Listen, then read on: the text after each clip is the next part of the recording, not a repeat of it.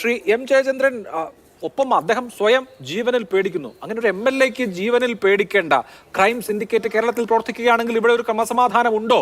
ജനങ്ങളുടെ ജീവൻ എന്ത് സുരക്ഷ എന്ന ചോദ്യം മൗലികമായി അവിടെ ഉയർത്തേണ്ടി വരും. മുഖ്യമന്ത്രി കൊലച്ചതിക്ക് വിധേയമാവുകയാണ് എന്ന് അദ്ദേഹം പറയുന്നു. പി ശശി ഭക്ഷണമല്ലേ കഴിക്കുന്നത് എന്ന് ചോദിക്കുന്നു. അപ്പോൾ അദ്ദേഹം ബോധ്യമില്ലാതെ ചെയ്യുന്ന ആളല്ല എന്ന് പറയുന്നു. ഇങ്ങനെ എന്തെല്ലാം കാര്യങ്ങൾ. ഡാൻസ് ഓഫ് എന്ന പേരിൽ മലപ്പുറത്ത് ഒരു സ്ക്വാഡ് ഉണ്ടാക്കി സ്വർണ്ണ കള്ളക്കടത്ത് നടത്തുന്നു പോലീസ്. ഇങ്ങനെ കേരളം ഞെട്ടിപ്പോകുന്ന കാര്യങ്ങൾ ഒരു MLA പറയുമ്പോൾ സർക്കാരിന് അതേക്കുറിച്ച് പ്രതികരിക്കാനുള്ള ബാധ്യതയെങ്കിലും, ഏറ്റവും കുറഞ്ഞത് അതിലൊരു വർത്തമാനം പറയാനുള്ള ബാധ്യതയെങ്കിലും സർക്കാരിനില്ലേ?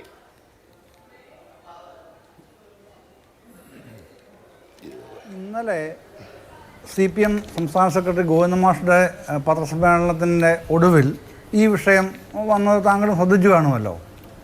അപ്പോൾ അദ്ദേഹം പറഞ്ഞത് എന്താണ്? സാധാരണഗതിയിൽ CPM സംസ്ഥാന സെക്രട്ടറിയോട് ഇത്തരമൊരു ചോദ്യം വന്നാൽ മറ്റൊരു കോണ്ടെക്സ്റ്റിലാണെങ്കിൽ അദ്ദേഹം പറയുന്നത് അങ്ങനെ ആ തരത്തിൽ പറയാൻ പാടില്ലായിരുന്നു, അതിനെ സംബന്ധിച്ച് പാർട്ടി ഗൗരവമായിട്ട് എടുത്തിട്ടുണ്ട്, ആ നിലയ്ക്കാണ് പറയുക. ഇവിടെ ഗോവിന്ദ മാഷ് പറഞ്ഞത് പാർട്ടി അത് പരിശോധിക്കും എന്നാണ് പറഞ്ഞത്.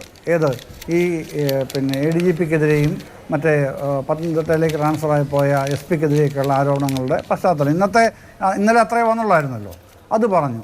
ഇന്ന് പക്ഷേ ഒരു പടി കൂടെ കടന്ന് അൻവർ വേറെ ചില കാര്യങ്ങളിലൂടെ പറഞ്ഞതോടുകൂടി മുഖ്യമന്ത്രി DGP-യോട് ഇത് സംബന്ധിച്ച് റിപ്പോർട്ട് തരാൻ ആവശ്യപ്പെട്ടിരിക്കുകയാണ് ഉടനെ തന്നെ. അപ്പോൾ ഇന്ന് മുഖ്യമന്ത്രിയും ഇന്നലെ പാർട്ടി സെക്രട്ടറിയും പാർട്ടിയും സർക്കാരും രണ്ട് കൂട്ടരും ഇക്കാര്യത്തിൽ തങ്ങളുടെ നിലപാട് ഭാഗികമായി വ്യക്തമാക്കിയിട്ടുണ്ടെന്നാണ് ഞാൻ കരുതുന്നത്. അത് എങ്ങനെ പരിശോധിക്കും എന്നാണ് ഗോവിന്ദ മാഷ് പറഞ്ഞോളൂ. ഗോവിന്ദ മാഷക്ക് അതിൻ്റെ വിശദാംശങ്ങൾ ആരും ചോദിച്ചില്ല, അദ്ദേഹം പറഞ്ഞുമില്ല. പാർട്ടി പരിശോധിക്കുമെന്ന് പറഞ്ഞപ്പോൾ എങ്ങനെയാണ് പരിശോധിക്കാനുള്ളത്? പല സംവിധാനങ്ങളും ഉണ്ടല്ലോ പാർട്ടിക്ക്. അതേസമയം മുഖ്യമന്ത്രി ഡയറക്റ്റായിട്ട് DGP-യോടാണ് ആവശ്യപ്പെട്ടത്, റിപ്പോർട്ട് തരാൻ ആവശ്യപ്പെട്ടത്. ആ റിപ്പോർട്ട് ഉടനെ തന്നെ കൊടുക്കുമായിരിക്കാം. ആ റിപ്പോർട്ട് വന്നു ആകുമല്ലോ ബാക്കി നടപടി. എന്തായാലും ഞാൻ തുടക്കത്തിൽ തന്നെ പറഞ്ഞതുപോലെ ഞാൻ കരുതുന്നത് ഈ പ്രശ്നം ഒരു ഭാഗത്ത് PV അൻവർ എന്ന MLA-യും മറുഭാഗത്ത് ആരോപിക്കപ്പെട്ടവരായിട്ടുള്ള പൊളിറ്റിക്കൽ സെക്രട്ടറി P ശശിയും അപ്പുറത്തെ ADGP അജിത് കുമാറും. അപ്പോൾ ഈ അജിത് കുമാറും P ശശിയും മാറ്റപ്പെടുമോ? അൻവറിനെതിരെ മറ്റെന്തെങ്കിലും തരത്തിലുള്ള മാറ്റപ്പെടൽ നടപടി ഉണ്ടാകുമോ? അത്തരം കാര്യങ്ങൾ ഏതായാലും ഈ 3 പേർക്കും കൂടെ ഒരുമിച്ച് ഈ സംവിധാനത്തിൽ ഇനി മുമ്പോട്ട് പോവുക എന്നുള്ളത് അസാധ്യമാണെന്നാണ് ഞാൻ വിചാരിക്കുന്നത്. കേവല ബലപരീക്ഷണത്തിന്റെ മാത്രം പ്രശ്നമാണോ സമൂഹത്തിന് മുമ്പ് ഇത്രയും? ഇതൊരു കേവല ബലപരീക്ഷണത്തിന്റെ ആര് ജയിക്കുമെന്നുള്ള ചോദ്യത്തിന്റെ ഉത്തരം തേടൽ മാത്രമാണോ? നമ്മുടെ സമൂഹത്തിന് മുമ്പിൽ വെളിപ്പെട്ടിട്ടുള്ള കുറെ അധികം കാര്യങ്ങളുണ്ട്. അതിൽ നെല്ലും പതിരും അറിയണ്ടേ? വസ്തുതയുണ്ടോ? കുറെ അധികം ആരോപണങ്ങൾ. സ്വർണ്ണ കള്ളക്കടത്ത് നടത്തിയിരിക്കുന്നു, ആളുകളെ കൊന്നു കളഞ്ഞിരിക്കുന്നു, പണം വാങ്ങി കേസ് ഒത്തുതീർപ്പാക്കിയിരിക്കുന്നു, ഇങ്ങനെയൊക്കെ പറയുകയാണ്. ഇതുള്ളതാണോ ഇല്ലാത്തതാണോ? അൻവർ കള്ളം പറഞ്ഞതാണോ അതോ വസ്തുതയുണ്ടോ? ഇതൊക്കെ കൂടി നമ്മൾ അറിയണ്ടേ?